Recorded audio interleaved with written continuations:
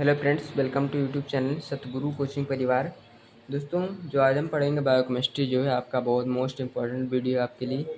और इसमें दो क्वेश्चंस आपके इम्पॉर्टेंट जो बता दे रहे हैं, आपको अलग से तैयार कर लेने हैं। पहला, एक्सप्लेन डीएमिनेशन एंड ट्रांसमिनेशन ये ऑफ प्रोटीन, इनको आप लोग तैयार कर लीजिएगा। Explain application of biochemistry. Okay, ये टॉपिक आप रेडी कर लीजिए। आगे हम आपको जो इम्पोर्टेंट क्वेश्चन उनके सॉल्यूशन भी बता रहे हैं बहुत अच्छे से। चलिए इस टॉपिक को स्टार्ट करते हैं। मिनरल आपका चैप्टर 9 है। डिफिनेशन। मिनरल भैया एक एलिमेंट होते हैं जो हमारी बॉडी में फंक्शन करते हैं। एक क्या होते हैं? एलिमेंट होते हैं जो फंक्शन करते हैं। ये हमारी बॉडी में फंक्शन करते हैं और ये हमारी बॉडी जो बायोकेमिकल प्रोसेस होते हैं उनके लिए बहुत ज़रूरी होते हैं। मिनरल क्या होते हैं? जो हमारे बॉडी में बायोकेमिकल प्रोसेस चलते हैं होते हैं उनके लिए बहुत ही हेल्पफुल होते हैं, बहुत ही ज़रूरी होते हैं। टाइप्स ऑफ मिनरल क्या होते हैं उनको हम देख लेते हैं। माइक्रो मिनरल जिसको हम एसेंशियल मिनरल भी बोलते हैं, ये वो मिनरल होते हैं जिनकी रिक्वायरमेंट हमारी बॉडी में 100 mg डेली पड़ती है। यानी ये वो मिनरल होते हैं जो इनकी रिक्वायरमेंट हमारे बॉडी में डेली पड़ती है। कितना? 100 mg। Sodium, potassium, calcium chloride, magnesium, phosphorus etcetera. Micro mineral ये होता मैक्रो मिनरल और ये होता माइक्रो मिनरल। तो ये याद रखना। जैसे ट्रेस मिनरल कहते हैं वो मिनरल जिनकी रिक्वायरमेंट हमारी बॉडी में 100 mg से कम पड़ती है। यानी वो पड़ती थी 100 mg और ये 100 mg से कम पड़ती है, वो माइक्रो मिनरल होते हैं। ओके, जैसे iodine, fluorine, copper, iron, zinc, sulphate, arsenic etcetera. Function of mineral क्या है? ऑक्सीजन को ट्रांसपोर्ट करने में हेल्प करते हैं और ये नर्वस सिस्टम के वर्क करने में क्या करते हैं? हेल्प करते हैं। ओके, ब्लड कोगुलेशन में ये थक्का जमाने में हेल्प करते हैं और हार्ट की मसल्स को एक्टिव करते हैं। एसिड को बैलेंस करने में भी हेल्प करते हैं और formation of sperm. Okay friends, चलिए इसमें देखते हैं भैया कैल्शियम। कैल्शियम क्या होता है इसको बहुत अच्छे से समझते हैं। कैल्शियम को हम डाइट में लेते हैं। इसको हम कैल्शियम फॉस्फेट और कैल्शियम कार्बोनेट के रूप में लेते हैं। हमारी बॉडी में सबसे ज़्यादा मिनरल कैल्शियम पाया जाता है। मिनरल जो होते हैं वो कैल्शियम से पाया जाता है, 1200 ग्राम पाया जाता है। ओके, फंक्शन क्या है इसका ये देखते हैं। ये बोन और आपके टीथ को डेवलप करने में हेल्प करते हैं और बोन और टीथ के अंदर कैल्शियम जमा होता है जिससे ये मजबूत बनता है। ओके, ये बोन और टीथ को मजबूत करने में हेल्प करते हैं। ये ब्लड कोगुलेशन में हेल्प करते हैं, मसल्स कॉन्ट्रैक्शन में हेल्प करते हैं और एंजाइम को एक्टिवेट करता है। ओके, किसी सेल और ह्यूमन हार्मोन को तक मैसेज पहुंचाने में हेल्प करते हैं। ये सेल और हार्मोन तक मैसेज पहुंचाने में हेल्प करते हैं। कौन? कैल्शियम। डिफिशियंसी डिजीज कौन सी होती है? Hypoglycaemia, low blood calcium level. अगर कैल्शियम लेवल लो हो जाता है तो हाइपोग्लाइसेमिया हो जाता है। और osteoporosis, weak and for fragile, कमज़ोर। Okay, dietary requirement daily dietary इसकी क्या होती है? ओके, हेल्दी एडल्ट के लिए 500 ग्राम कैल्शियम की ज़रूरत होती है और प्रेग्नेंट ह्यूमन के लिए 1.5 ग्राम। ओके फ्रेंड्स, फॉस्फेरस ये हमारे बोन्स में पाया जाता है और ये एनर्जी प्रोटेक्शन यूज होता है। ये एनर्जी प्रोटेक्शन में यूज होता है।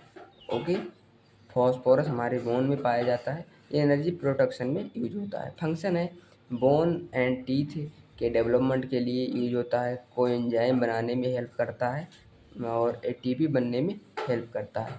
ओके, कौन? Phosphorus. Biological role of calcium in body. ये बायोलॉजिकल रोल कैल्शियम का क्या होता है? कैल्शियम दांतों हड्डियों का निर्माण में आवश्यक होते हैं, हड्डियों के विकास एवं वृद्धि में आवश्यक होते हैं, शरीर के विभिन्न क्रियाओं का संचालन करने में भी ये हेल्प करते हैं, हार्ट बीट को कंट्रोल करता है और मसल्स की एक्टिविटी बनाए रखने में हेल्प करते हैं। Function of potassium. पोटेशियम ऊतकों के निर्माण तथा उनकी वृद्धि में अत्यंत बहुत ही आवश्यक होते हैं। ये मसल्स कॉन्ट्रैक्शन और हार्ट मसल की समान संवेदनशीलता के लिए अत्यंत आवश्यक है।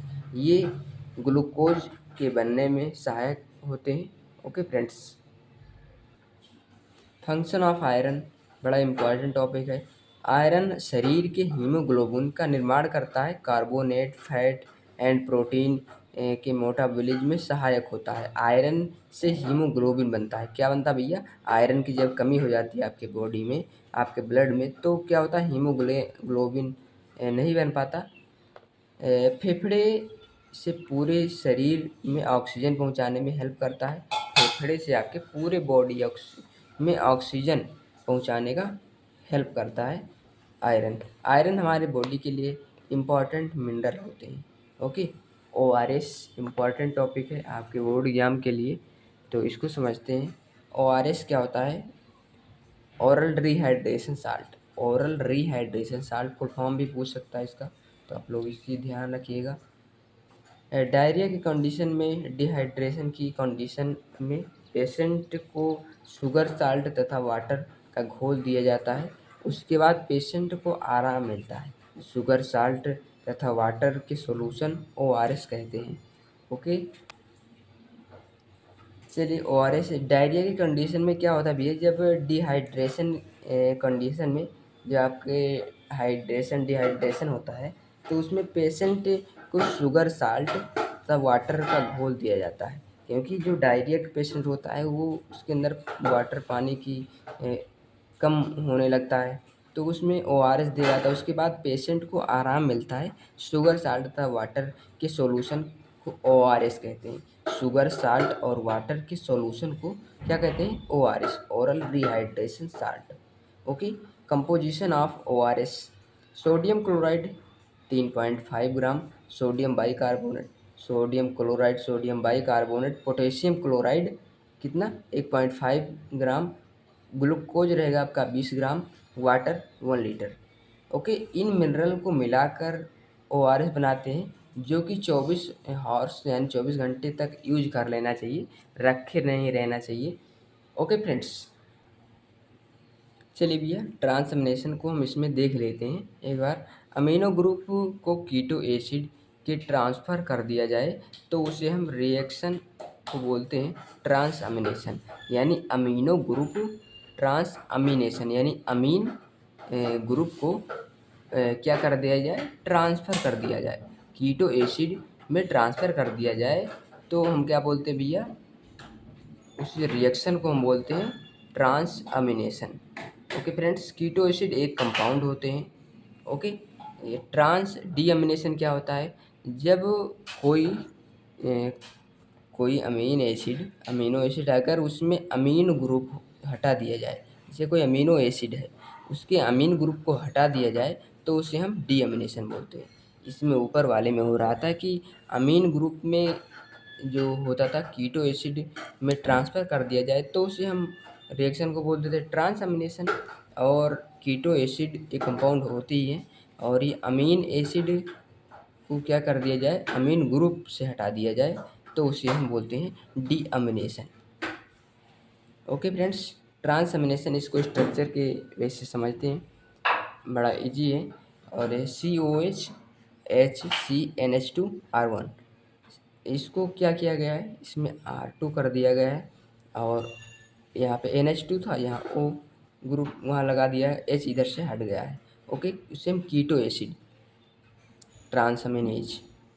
अमीनो एसिड COH, जिसमें क्या किया गया है? इसको उठा के यहाँ रख दिया गया है, और NH2 यहाँ पर एकदम सेम ऐसे ही है, लेकिन इसमें R2 कर दिया गया है, और ये चीज़ें यहाँ R1 कर दिया गया है, एकदम सेम है, तो इसे अमीनो एसिड कहते हैं। ओके फ्रेंड्स, इस स्ट्रक्चर को आप लोग एक बार प्रयास करिएगा और समझ के लिखिएगा, बहुत ईजी है। Okay friends, importance of in human body, यानी यहाँ वाटर होगा। Water importance, water importance of in human body. Water एक अच्छा सॉल्वेंट होता है, ये हमारे बेज मटेरियल को बाहर निकालने में हेल्प करता है। ये बहुत सी मेटाबॉलिक रिएक्शन में भाग लेता है। ये एसिड बेस को बैलेंस करता है। अगर भैया पानी नहीं होगा तो आप कैसे वो एसिड बन पाएगा? ओके, कोई एसिड नहीं बन पाएंगे। तो ये मेटाबॉलिज्म में हेल्प करता है। ये एब्जॉर्प्शन, सर्कुलेशन, डाइजेशन, इन सब में हेल्प करता है। ओके फ्रेंड्स, ये बेज मटेरियल यूरिन के रास्ते बाहर निकालता है। ये बॉडी टेम्परेचर को मेंटेन करने में हेल्प करता है, और ये बॉडी मसल्स को स्मूथ करता है, और ये बॉडी में मैक्सिमम 90% वाटर होता है। ओके फ्रेंड्स, और ये ब्लड को मतलब बनने में हेल्प करता है, क्योंकि लिक्विड होता है। यूरिया साइकिल भी ये बेस्ट इम्पॉर्टेंट है। यूरिया साइकिल, यूरिया साइकिल आपके टॉपिक की बहुत ही इम्पोर्टेंट टॉपिक है, और इसको इस तरह बनाने हैं आपको। मैं एक बार समझा देता हूँ आप सबको। यहाँ पहले आपका कार्बोमोइल फॉस्फेट सिंथेज से NH2 NH4 जिसमें आएगा, और सिट्रुलिन यहाँ पे होगा, और क्या होगा, एस्पार्टेट। ओके फ्रेंड्स, यहाँ पे ऑर्जिनिथीन होगा, और कार्बामोइल लैक्ट्रिफेरा और सिंथेज होगा। ओके, आर्जिनोसक्सिनेट होगा, इधर होगा ऑर्जिथीन ऑर्जिथीन इधर होगा आपका आर्जिजिनेज, यहाँ पे आपका होगा, और यहाँ पे होगा आर्जिनोनिन, और क्या होगा, फ्यूमुरेट। ओके, यहाँ पे आपकी यूरिया बन जाएगी, जिसमें H2 हो जाएगा। ओके फ्रेंड्स, तो ये आपका होगा यूरिया साइकिल। बहुत मोस्ट इम्पॉर्टेंट है, आप लोग प्रैक्टिस करके इसका जाइएगा, आने के चांसेस हैं। फिनाइल कीटोन यूरिया, PKU, ये एक जन्मजात डिजीज होती है भैया, जो फिनाइल यूरिन फिनाइल क्या होता है, फिनाइलनीन एक प्रकार का अमीनो एसिड है, जो ट्रायोसिन में कन्वर्ट नहीं हो पाता है। इसे एक जो होता है ट्रायो टायरोसिन होता है, जिसमें कन्वर्ट नहीं हो पाता है। ओके फ्रेंड्स, अमीनो एसिड, और वो यूरिन के रास्ते दिखने लगता है। ओके, यूरिन के अंदर दिखने लगता है। तो ये प्रॉब्लम्स होती है फिनाइल कीटोन्यूरिया। सिम्टम क्या होते हैं भैया? बॉडी ग्रोथ रुक जाता है, मेंटल प्रॉब्लम, पागल की तरह हो सकता है, हड्डियाँ कमज़ोर हो जाएंगी, चकत्ते पड़ जाते हैं, आई ब्लू हो जाएगी। ओके, जॉइंटिस क्या होता है, इसको बहुत अच्छे से समझते हैं, जिसे आप लोग पीलिया बोलते हो, शरीर पीला पीला हो जाता है। हमारी बॉडी में जब बिलीरुबिन, ये चीज़ याद रखना, ज़्यादा बनने लगता है। ओके, तो हमारी बॉडी में पीला दिखने लगता है, आई पीली हो जाती है, एंड म्यूकस मेम्ब्रेन येलो हो जाती है। ओके, प्री हेपेटिक जॉइंटिस, पीलिया क्या होती है, किसी रीजन से आरबीसी मरने लगते हैं तो बिलिरुबिन ज़्यादा बनने लगता है। अगर भैया आरबीसी मरने लगेंगे तो बिलिरुबिन ज़्यादा बनेगा, तो लिवर रिमूव नहीं कर पाता है बिलिरुबिन को, जिससे एक्यूमुलेट होने लगता है बॉडी टिश्यू में। ओके फ्रेंड्स, से प्री हेपेटिक जॉन्डिस कहते हैं। कॉज मलेरिया, एनीमिया, कुछ ड्रग की वजह से भी हो सकता है। मलेरिया, एनीमिया ये डिजीज होती है, तो ये प्रॉब्लम्स हो सकती हैं, और कुछ ड्रग की वजह से भी हो सकती हैं। दूसरा है हमारा हेपेटिक जॉन्डिस। पहला था प्री हेपेटिक, और ये हिपैटिक। जब लिवर फंक्शन नहीं कर पाता है, बिलिरुबिन एक्यूमुलेट हो जाता है, जिससे हिपैटिक जॉन्डिस हो जाता है। ओके, जब क्या होता है, लीवर फंक्शन नहीं कर पाता, और जिससे बिलिरुबिन एक्यूमुलेट होता है। ओके, जिससे हिपैटिक जॉन्डिस हो जाता है। Introduction of biotechnology. बायोटेक्नोलॉजी एक साइंस है, साइंस ब्रांच की बायोलॉजी की एक साइंस है, जिसमें टेक्नोलॉजी मिला के जब कोई प्रोडक्ट बनाया जाता है, डेवलप्ड किया जाता है, तो ह्यूमन हेल्थ को इम्प्रूव किया जाता है, तो उसे हम बायोटेक्नोलॉजी कहते हैं। बायो और टेक्नोलॉजी, यानी बायो में टेक्नोलॉजी को मिला के जब कोई प्रोडक्ट बनाया जाता है ह्यूमन के लिए, तो उसे हम बायोटेक्नोलॉजी कहते हैं। प्लांट और हमारे फसलें अच्छी की जाए, बायोटेक्नोलॉजी यूज किया जाए तो उसे हम बायोटेक्नोलॉजी कहते हैं। जिससे हमारे फसलों को जो कीटनाशक दवाइयाँ हैं वो किसी तरह से बनाई जाए तो उसे हम बायोटेक्नोलॉजी कहते हैं। बायोटेक्नोलॉजी को हम बायोटेक भी बोलते हैं। मेडिकल बायोटेक्नोलॉजी ये मेडिकल पर्पज के ट्रीटमेंट के लिए यूज की जाती हैं, जैसे gene therapy. Okay friends, gene therapy जिससे क्या होता है, बायोटेक्नोलॉजी द्वारा बनाया जाता है। ओके फ्रेंड्स, लिपिड क्या होता है? Lipid are important constituent of diet. ये डाइट का इम्पॉर्टेंट कॉन्स्टिट्यूएंट होते हैं क्योंकि लिपिड हाई एनर्जी का सोर्स होता है। इनको हाई एनर्जी यानी हाई लेवल में हमारे बॉडी को चाहिए होता है। लिपिड का फर्स्ट टाइम जर्मन के बायोकेमिस्ट फ्लोर ने 1943 में इसको बायोकेमिस्ट ने फर्स्ट टाइम इसको क्या किया था, डिस्कवर किया था, बोला था। जो भी what is function of liver, ये हमारे बॉडी को छोटे छोटे अणुओं में तोड़ने का कार्य करते हैं। इस क्रिया को अपचय क्रिया कहते हैं। It is store glucose from glycogen, ये ग्लूकोज को ग्लाइकोजन में स्टोर में बनने में हेल्प करते हैं। Okay, what is liver function test? Liver function test एक विभिन्न प्रकार का टेस्ट होता है जिसको द्वारा विभिन्न प्रकार की डिजीज का पता लगाया जाता है। जैसे एग्जाम्पल जॉइंटिस और जॉइंटिस में severe stomach pain, liver infection etcetera. इन सभी का पता लगाना लिवर फंक्शन टेस्ट द्वारा पता लगाते हैं। ओके फ्रेंड्स, चलिए इसमें देख लेते हैं भैया। ड्रग इनपुट से सभी मेडिसिन और डिवाइसेस इसीलिए बनाया गया है जिसे इंटरनल एक्सटर्नल यूज के लिए, ह्यूमन और एनिमल ट्रीटमेंट के लिए, डिजीज को रोकने के लिए, डायग्नोसिस पर्पज के लिए बनाया गया है। कीड़ों मकोड़ों को मारने के लिए बनाया गया है। ऐसे कंपोनेंट जो ड्रग के लिए यूज बन होते हैं। ओके, कॉस्मेटिक ऐसे कंपोनेंट जो क्लीनिंग, ब्यूटीफुल और क्या है, अट्रैक्टिव बनने के लिए जिन कंपोनेंट का यूज करते हैं उन्हें कॉस्मेटिक कहते हैं। ओके, मैन्युफैक्चर कोई भी ऐसा प्रोसेस जिसमें किसी चीज़ को बनाया जा रहा है, किसी चीज़ को सजाया जा रहा है, पैकेज लेबलिंग और किया जा रहा है सेल के पर्पज से, तो उसे हम मैन्युफैक्चर कहते हैं। अगर कोई चीज़ अदर कंट्री से लाए से बेचने के पर्पज से हो, ये सभी चीज़ें। Qualitative test of carbohydrate, Molisch test, Fehling test, Benedict test और Barfoed test, Tollens test, iodine test. Molisch test important आपके लिए। ये टेस्ट ये बना बताता है कि जो भी ये सैंपल लिया है वो कार्बोहाइड्रेट का सैंपल है। ये टेस्ट ये बताता है कि ये जो हमने सैंपल लिया है, मोल्स टेस्ट बताता है कि जो वो कार्बोहाइड्रेट का सैंपल है। ओके, ये कार्बोहाइड्रेट का कॉमन टेस्ट होता है। मोल्स रिएजेंट और नेफ्थल को 10% एल्कोहलिक सॉल्यूशन में तैयार किया जाता है।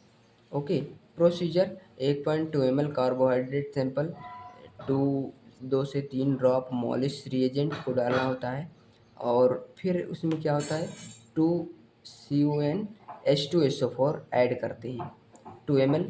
जब और उसके बाद जब H2SO4 को डाला जाता है तब 2 लेयर के बीच में रेडिश वायलेट फंक्शन बनेगी। ओके फ्रेंड्स, आई होप ये टॉपिक आपको समझ में आया होगा और आपको ये टॉपिक समझ में आया होगा, अपने दोस्तों में भी शेयर करना। मिलते हैं नेक्स्ट वीडियो में, तब तक के लिए जय हिंद।